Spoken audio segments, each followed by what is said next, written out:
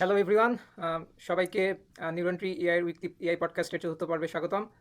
আজকে আমাদের সাথে আছেন আহমাদুন নাবি রিফাত ভাই।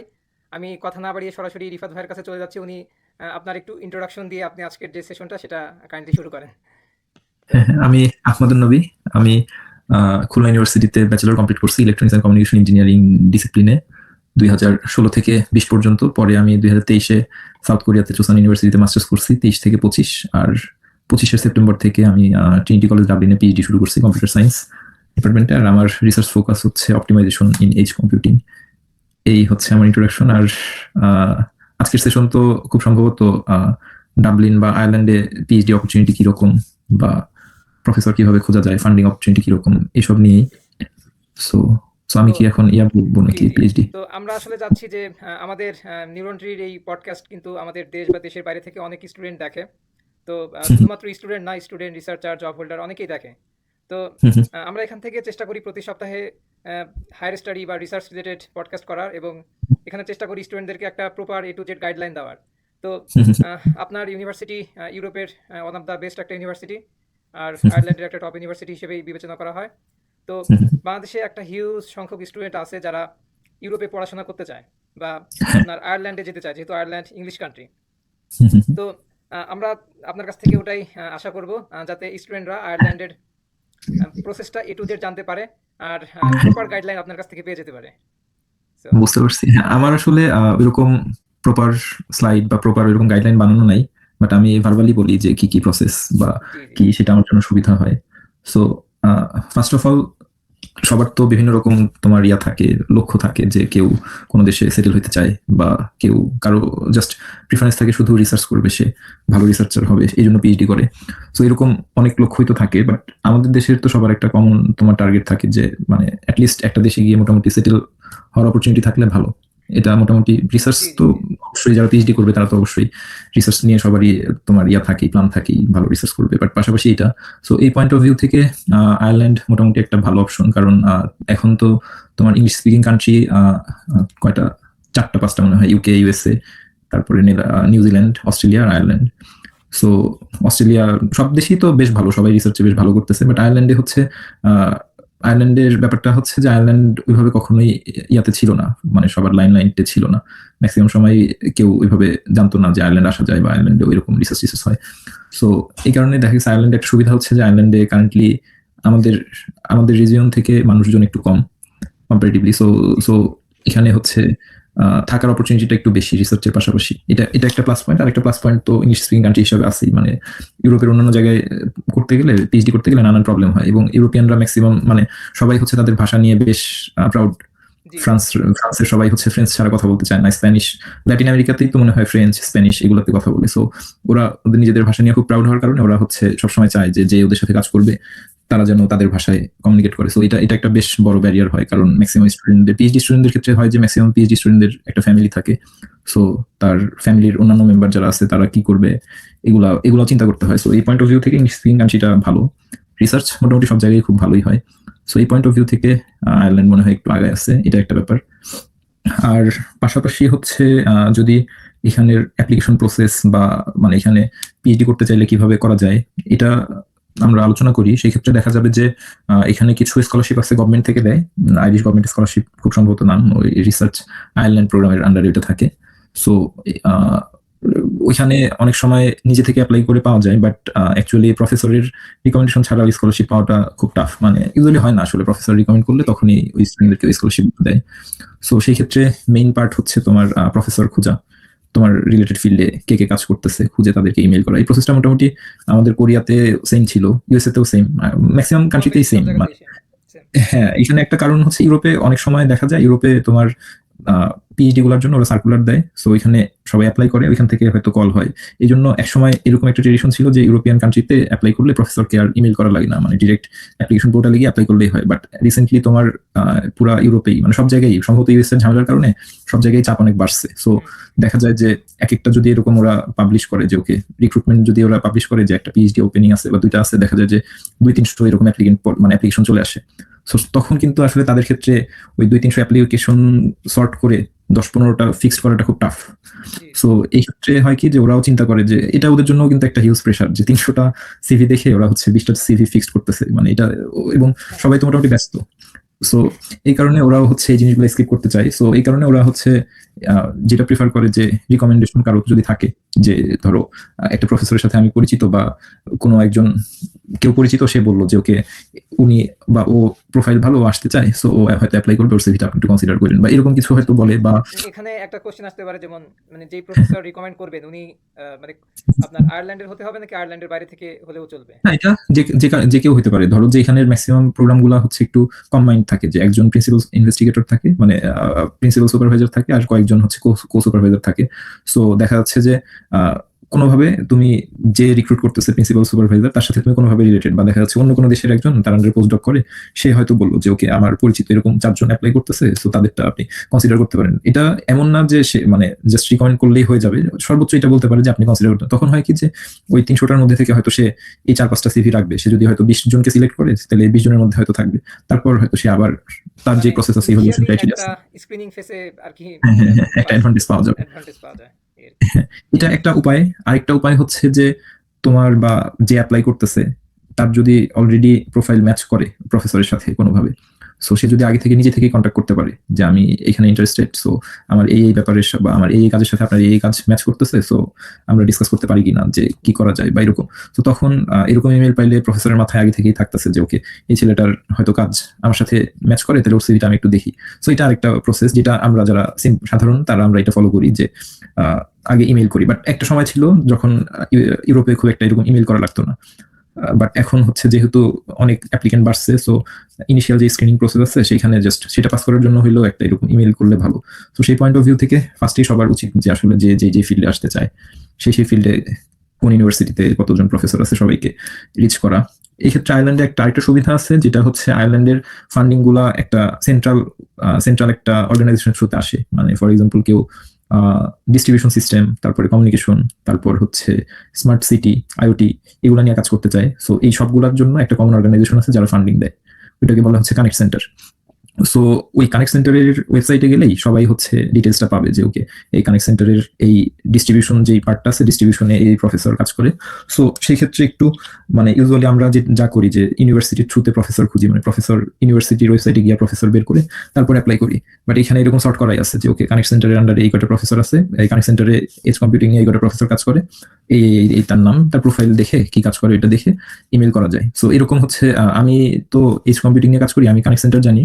সো এরকম জাস্ট মেশিন লার্নিং এর জন্য মনে হয় আছে একটা অ্যাডাপ্ট নামে একটা আছে, এরকম ইয়াতে ইন্টারনেটে সার্চ দিলেই পাওয়া যাবে যে আসলে কোন স্পেসিফিক প্রোগ্রাম বা কোন স্পেসিফিক ডোমেইনের জন্য কোন জি, জি। অর্গানাইজেশনটা কাজ করে। তো সেই ক্ষেত্রে প্রফেসর খুঁজে পাওয়াটা একটু ইজি হবে কে কিভাবে কাজ করে। আর পাশাপাশি আরেকটা বিষয় হচ্ছে যে আয়ারল্যান্ডে ইউনিভার্সিটিও খুব বেশি নাই। ধরো যে ডাবলিনে 4টা ইউনিভার্সিটি আছে, কর্কে একটা ইউনিভার্সিটি আছে, গালোয়েতে একটা আছে, এর বাহিরে আর 2-3টা জায়গায় 2-3টা, মানে টোটাল হয়তো 6-7টা ইউনিভার্সিটি। সো ইউনিভার্সিটির জাস্ট 7টা ইউনিভার্সিটি থেকে তো প্রফেসর খুঁজে বের করা খুব বেশি কঠিন কাজ না। যেখানে ইউএসএ তে তো দেখা যায় যে হাজার হাজার ইউনিভার্সিটি আছে। সো এই পয়েন্ট অফ ভিউ থেকে প্রফেসর খোঁজা একটা ওয়ে আছে এরকম যে স্পেসিফিক ওয়েবসাইটে গিয়া প্রোগ্রামের বা অর্গানাইজেশনের যে এই রিলেটেড কাজ কে করে তাদেরকে ইমেল করা। আরেকটা প্রসেস হচ্ছে যে জেনারেল প্রসেস যেটা ফলো করি কোরিয়া বা ইউএসএ এইসব জায়গার জন্য সেম। সো এখানে 7টা ইউনিভার্সিটি থাকার কারণে এভাবেই করা যায়। জি। সো এটা হচ্ছে ফার্স্ট স্টেপ। সো আচ্ছা, আমি একটু কিছু প্রথমে জানতে চাই, ধরেন এই ভিডিও দেখে হয়তোবা অনেকে কোশ্চেন করবে যে হ্যাঁ ঠিক আছে, আমি জানলাম যে কি ওয়েতে আমি অ্যাপ্লাই করতে পারি বা অ্যাপ্লিকেশন প্রসেসে যেতে পারি, কিন্তু মানে কেমন প্রোফাইল থাকলে আমাদের অ্যাপ্লিকেশন করা উচিত বা ইমেল করা উচিত? কারণ দেখা যাচ্ছে যেমন ধরেন অস্ট্রেলিয়াতে সিজিপিএ একটা ইম্পর্টেন্ট ফ্যাক্টর। ওখানে আপনারা ওরা সবসময় চায় একটু হাই সিজিপিএ যাদের আছে তাদেরকে একটু প্রিফার করে। আবার ইউএসএতে বিষয়টা এমন না, ইউএসএ হয়তো একটু রিসার্চ প্রোফাইলটাকে বেশি হাইলাইট করে, যাদের রিসার্চ এক্সপিরিয়েন্স ভালো, মোটামুটি একটা সিজিপিএ আছে, তারপর আইএলস জিআরই ওভারঅল সবকিছু মিলায় কিন্তু ওরা ইভালুয়েট করে। তো ইউরোপে বিশেষ করে আপনার আয়ারল্যান্ডে এখানে আপনি কি বলবেন? এই ক্ষেত্রে তোমার আয়ারল্যান্ড মোটামুটি ইউএস, কোরিয়া, আয়ারল্যান্ড এরা মোটামুটি সেম প্রসেস ফলো করে যে প্রফেসর যদি কাউকে সিলেক্ট করে যে ওকে আমি এই স্টুডেন্টকে নিব, মানে এটা পুরোটাই তোমার প্রফেসরের উপর ইন্ডিপেন্ডেন্ট, মানে প্রফেসর ইন্ডিপেন্ডেন্ট। অস্ট্রেলিয়াতে আমি যতদূর জানি যেটা হয় যে একটা সুপারভাইজার একটা স্টুডেন্টকে সিলেক্ট করার পর তাকে আবার আলাদাভাবে ফান্ডিং এর জন্য অ্যাপ্লাই করা লাগে। সো সেই ফান্ডিং এর জন্য আবার ইভালুয়েশন ক্রাইটেরিয়াটা ডিফারেন্ট, যেটা আবার তোমার হচ্ছে কোরিয়াতে ইউএসএ তে এরকম না যে প্রফেসর যদি বলে যে আমি ওকে নিব, এখন ওর যাই হোক না কেন তাকে সেই সিলেক্টেড হবে। আয়ারল্যান্ডে মোটামুটি সেম প্রসেস, যে হচ্ছে তোমার প্রফেসর যাকে সিলেক্ট করবে তাকেই নিবে। বাট এখানে একটা বিষয় হচ্ছে, এটা তো অবশ্যই যে আসলে এটা ডিপেন্ড করতেছে যে ওই পার্টিকুলার প্রফেসর কিভাবে কি চিন্তা করে। সো এখানে সবকিছুই আসলে ম্যাটার করে। ধরো যে মানে প্রত্যেকটা প্রফেসরের তো একটা ফিলোসফি বা পয়েন্ট অফ ভিউ থাকে। এখন কোন প্রফেসর যদি মনে করে যে ওকে যার সিজিপিএ ভালো, সে বা তাদেরও তো তোমার প্রিভিয়াস এক্সপেরিয়েন্স থাকে, তো তাদের এক্সপেরিয়েন্স যদি এমন হয় যে ওকে ভালো সিজিপিএ ছেলেপেলেরা ভালো করছে, তাহলে তারা সবসময় প্রিফার করবে যে ওকে ভালো সিজিপিএ যাদের তাদেরকে আমি নিব। আবার যদি কারো এক্সপেরিয়েন্স এমন থাকে যে রিসার্চ প্রোফাইল ভালো, তাকে হচ্ছে মানে তারা ভালো করছে, তাহলে সে সবসময় এরকম প্রিফার করে। বাট ওভারঅল যেটা আমার কাছে মনে হয়েছে যে রিসার্চ প্রোফাইল তো অবশ্যই লাগবেই। মানে তুমি যখন স্পেসিফিক্যালি একটা পার্টিকুলার প্রফেসরকে বলবা যে আমি এই কাজ করছি, এই কাজের সাথে আপনার সাথে আমার ম্যাচ করতেছে, সো আসলে এই কথাটা তো প্রত্যেকটা অ্যাপ্লিকেন্টই বলে। মানে উনি যদি 100টা ইমেল পায়, 100টা ইমেইলেই সেম কথাই থাকবে যে আপনার সাথে আমার কাজ ম্যাচ করছে। বাট এখানে যদি তোমার একটা কিছু থাকে যে জিনিসটা প্রুফ করবে যে ওকে তোমার কাজ, তুমি যে আসলে এই কাজটা করো, কারণ তার তো আর কোনো ইয়া নাই। মানে মানে সে হয়তো তোমাকে ইভালুয়েট করতে পারবে ইন্টারভিউ হওয়ার পর, কিন্তু ইন্টারভিউ পর্যন্ত যাইতে হলেও কিছু একটা দেখানো লাগবে যে যেটা প্রুফ করবে যে ওকে আমি আসলে এই কাজটা পারি। সেটা রিসার্চ হতে পারে, আবার প্রজেক্ট হতে পারে, মানে যে কোনো কিছু হতে পারে। সেই জন্য জাস্ট এটা বলার সাথে যদি এরকম থাকে যে কোনো ডকুমেন্টেড কিছু থাকে যে ওকে আমি বলতেছি যে আমি এটা নিয়ে কাজ করছি, আমি হচ্ছে এই সার্ভিস প্লেসমেন্ট করছি বা এই করছি সেই করছি, সো এটা যদি কোনো একটা ডকুমেন্টস থাকে যে ওকে এই আমি যে এটা করছি এটার আউটপুট এটা যদি ডকুমেন্টেড থাকে, তাহলে হয়তো তার জন্য এটা একটু ইজি হবে যে আসলে ও এই কাজটা করছে এটা বোঝার জন্য। সো সেই ক্ষেত্রে আমার মনে হয় সিজিপিএ তো ম্যাটার করেই আসলে। বাট সিজিপিএ আসলে শেষ কথা না। যদি এরকম এক্সপিরিয়েন্স থাকে কাজের, যে আসলে কাজ করছে, তাহলে খুবই ভালো। বাট যদি এমন হয় যে সিজিপিএও ভালো না, আবার কোনো কাজও নাই, তখন এটা বেশ টাফ হয়। কারণ মানে সবাই তো চাবেই যে যে সবচেয়ে বেটার তাকেই নিতে। মানে এটা তো জেনারেল প্রসেস। তো তখনও যে হয় না তা না, এখানে কিছু ব্যাপার থাকে। মানে এই ব্যাপারটা পুরোটা লাক টাইপ। মানে দেখা যাচ্ছে যে একটা প্রফেসর এখন স্টুডেন্ট নিচ্ছে, বাট ওনাকে কেউ ইমেল করতেছে না, কারণ ওই প্রফেসরের প্রোফাইল হয়তো খুব একটা ভালো না। আবার দেখা যাচ্ছে যে 3টা প্রফেসর স্টুডেন্ট নিচ্ছে না, বাট ওই 3টা প্রফেসরকে সবাই ইমেল করতেছে। মানে ইউজুয়ালি যেটা হয়, ধরো যে যাদের যে সব স্টুডেন্টদের প্রোফাইল খুব ভালো, তারা সবসময় আবার তারাও চেষ্টা করে যে ওকে ভালো প্রোফাইলের একটা প্রফেসরের কাছে যাইতে। সো ওরা তখন করবে কি, ওরা সবসময় খুব ভালো প্রোফাইল যারা তাদেরকে ইমেল করবে।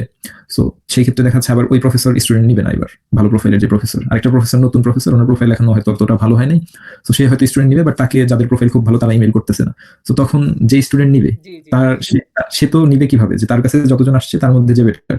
সো এখন সেই জন্য মানে আমি সবাইকে সাজেস্ট করি যে ইমেল, মানে যাদের প্রোফাইলে তেমন কিছু নাই তাদের তো ইমেল করা ছাড়া আর কোনো ওয়ে নাই। সো ইমেল করলে যদি লাক ভালো হয়, দেখা যাচ্ছে প্রফেসর নিবে, ওই সময় তারও ইমেল করছে, আবার খুব মানে প্রজেক্টের জন্য খুব তাড়াতাড়ি স্টুডেন্ট দরকার, তাহলে হয়েও যেতে পারে।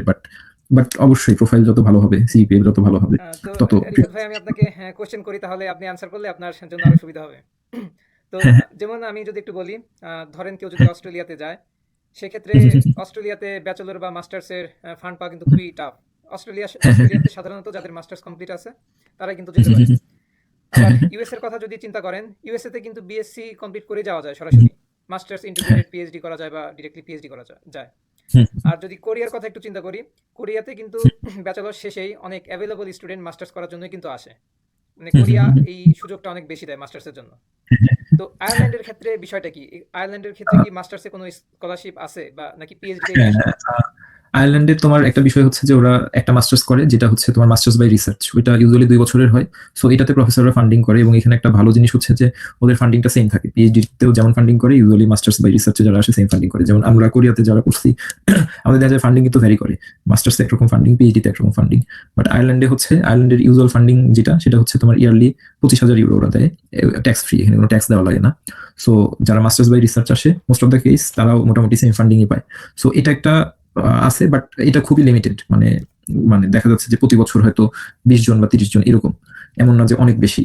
সো এটা একটা বিষয়। আর যদি কেউ ওই সেলফ টট প্রোগ্রামে আসে, সেই ক্ষেত্রে যেটা বেসিক স্কলারশিপ ইউনিভার্সিটি থেকে দেয়, বা একটা স্কলারশিপ আছে হচ্ছে গভর্নমেন্ট অফ আয়ারল্যান্ড স্কলারশিপ, ওইটাতে মনে হয় ওরা হচ্ছে টিউশন ফিটা দিয়ে দেয়, আর হচ্ছে ইয়ারলি 10,000 ইউরো দেয় মাস্টার্স 1 বছর। এখানে most of the self taught masters হচ্ছে 1 বছরের জন্য। সো ওইটা যদি কেউ পায়, সেটা আবার খুব র্যান্ডম ইভালুয়েশন প্রসেস, মানে ওইটার সাথে প্রফেসরের কোনো রিলেশন নাই। সো ওইটা পাইলে ফান্ডিং পাবে। আর যদি কোনোভাবে মাস্টার্স বাই রিসার্চ আসতে পারে, তাহলে ফান্ডিং পাবে। বাট মাস্টার্স বাই রিসার্চ খুবই কম, মানে সিগনিফিকেন্টলি কম, মানে খুব বেশি নাই এটা। সেক্ষেত্রে আমরা ওভারঅল বলতে পারি মানে পিএইচডিতেই আর কি আপনার ফান্ডিংটা বেশি আয়ারল্যান্ডের ফান্ডিংটা ক্ষেত্রে। পিএইচডিতেই। আর এখানে মাস্টার্সে একটা ব্যাপার আছে, আমি একটু শেষ করি, তোমার একটা পয়েন্ট বলা মনে হয় জরুরি। এখানে এখানকার প্রফেসররা যদি কারো কাজ ভালো থাকে ওরা ডিরেক্ট ব্যাচেলরের পরেই পিএইচডিতে এনরোল করতে দেয়, মানে মাস্টার্স ম্যান্ডেটরি না। সো সো এটাও একটা পয়েন্ট। আর আরেকটা বিষয় হচ্ছে যে আয়ারল্যান্ডের মোস্ট অফ দ্য পিএইচডি 4 বছরের। জি, জি, সো ওরা বুঝতে ওরা পারছি। অ্যালাউ করে, মাস্টার্স ছাড়াও অ্যালাউ করে।